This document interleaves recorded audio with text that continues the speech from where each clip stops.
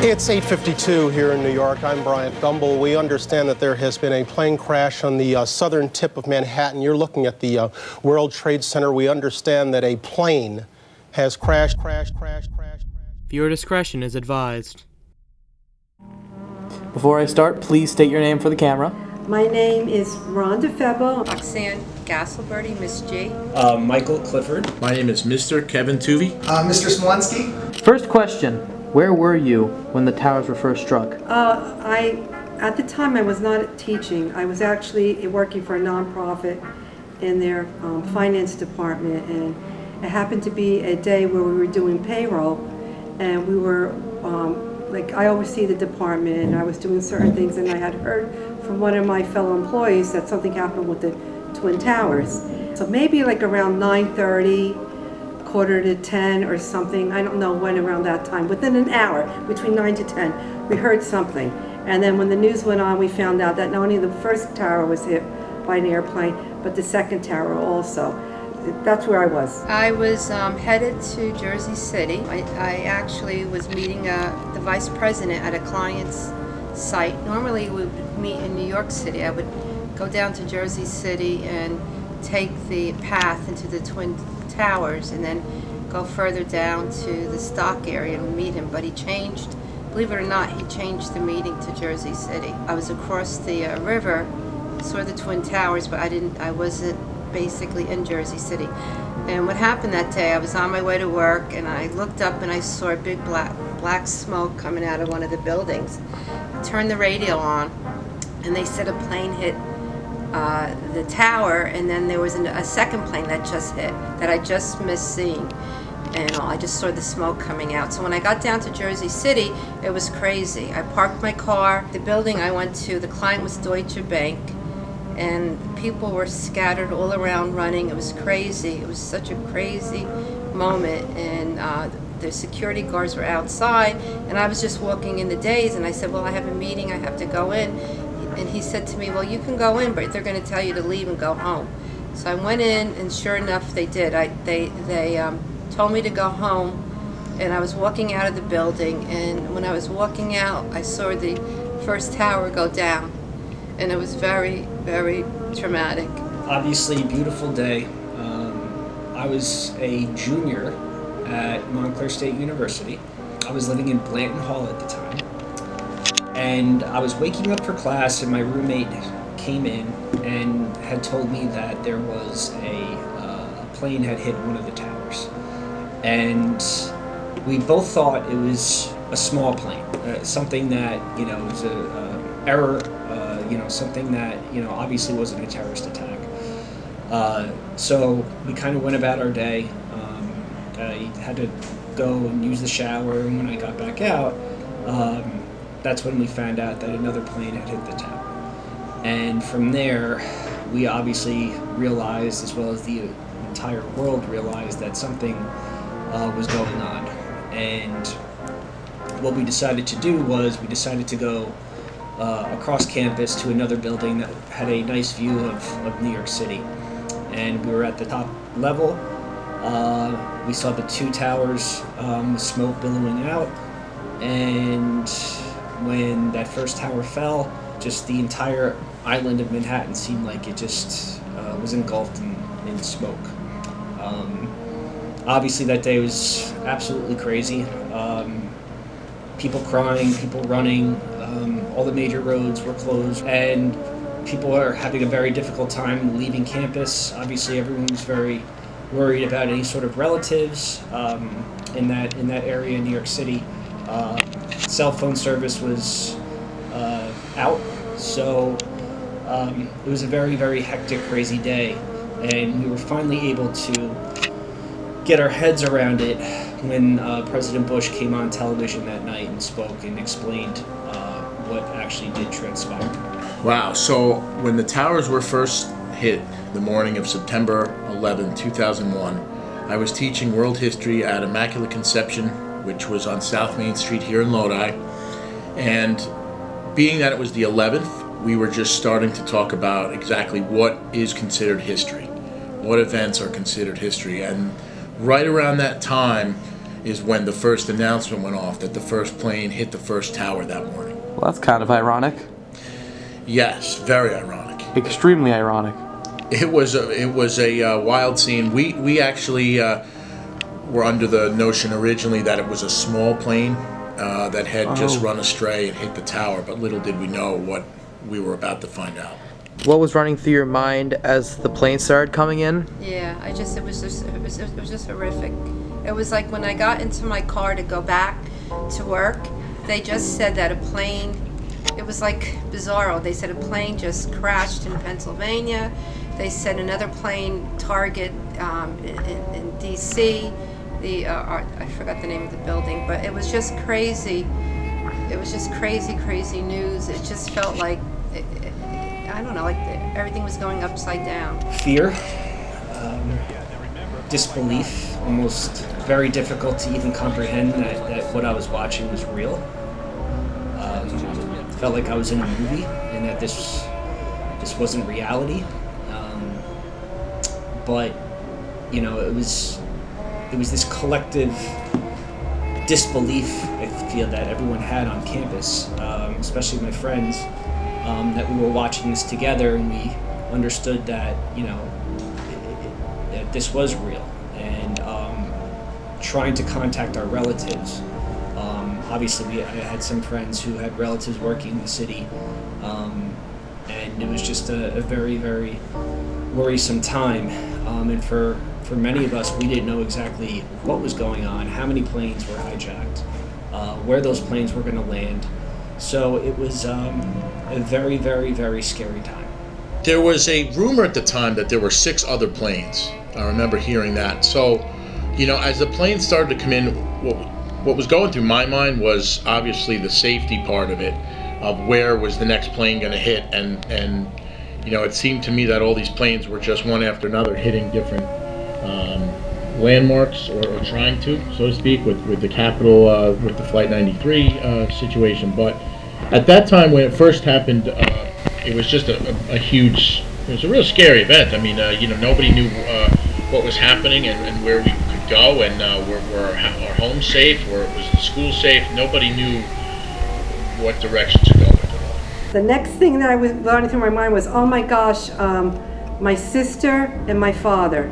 And the reason why I said my sister and my sister works in either Lyndhurst, Jersey City, or by the Twin Towers. Her building was not in the Twin Towers, but by it. And my father works in New Jersey, but he also goes into the city by certain buildings around the Twin Towers. So I didn't know where they were. At the time, it was very hard to actually get in touch with anybody, because the Twin Towers, I think, used to house cell phone lines, whatever. So if you had a cell phone, I don't know which company it was, you really couldn't get through to anybody. And it was very hard to, like, I tried to call her, I couldn't get, her cell phone was dead. I tried to call my father, forget it.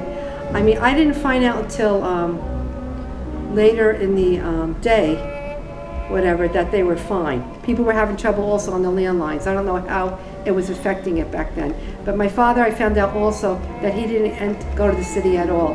So it was a very, very sad day that day, very sad. And I just say, not so scary, both sad and scary, because we were attacked. I don't know if anybody realized that we were actually attacked. And it was the 3rd time that we were attacked in this country.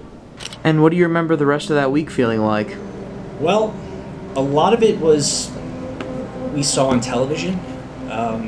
You know, obviously the recovery, just the media presence alone at Ground Zero. The first responders trying to find anyone that was alive. It was a search and rescue operation, obviously, the first couple days, and just trying to find anyone that was still alive in that rubble. And I remember really sort of just being glued to the television and, you know, and just trying to find any stories of people being saved. The carnage was so bad that, you know, we were really focused on that. And then obviously classes, many of the classes were canceled. I had a number of professors that, you know, had lived in New York City. So that impacted obviously our week. I was playing baseball at the time, so we had a fall season. So, obviously those practices were canceled. So, it was a crazy week. And I keep saying the word crazy. It was just very hard to believe. But the other thing I do remember is this sense of patriotism. And I know that many teachers, when they do discuss 9/11, talk about the next day and how the country really came together. And you could feel it in the air. All Americans, just being so distraught over this and coming together. Now, it was a very emotional time. So the rest of that week, so first off, you had the feeling of anger because, New York being our city and being, so close to New Jersey here in Bergen County, that it really hit home right away. So there was a feeling of anger, there was a feeling of shock, and there was a feeling of, of just all these questions coming into your mind of who did this, how could they do it, and where do we go from here? The world is just not safe anymore.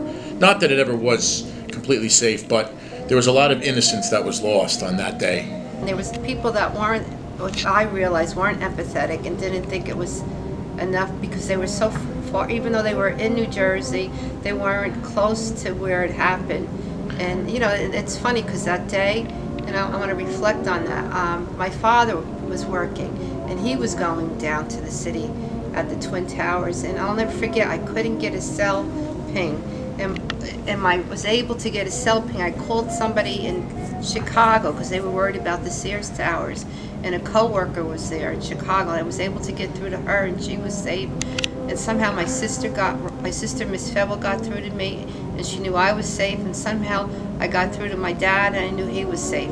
It was just such a bizarro day, bizarro week, and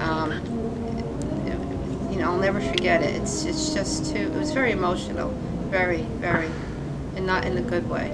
Okay, the rest of the week, what was very eerie was that no flights were allowed to be in the air at all.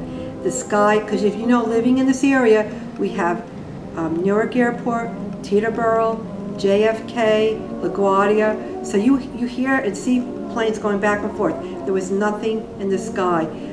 People were hoping at the time. There was one person in my church was hoping they would find her husband, and they didn't. What we were hoping for, I don't know. I guess unity. I have to say one thing though. People were all in agreement, and everybody was together. There was no Democrat, Republican, independent, whatever. No matter what you believed in, no matter what government party you believed in, no matter what faith you were in, everybody was united. What I do remember, which I thought was very touching, was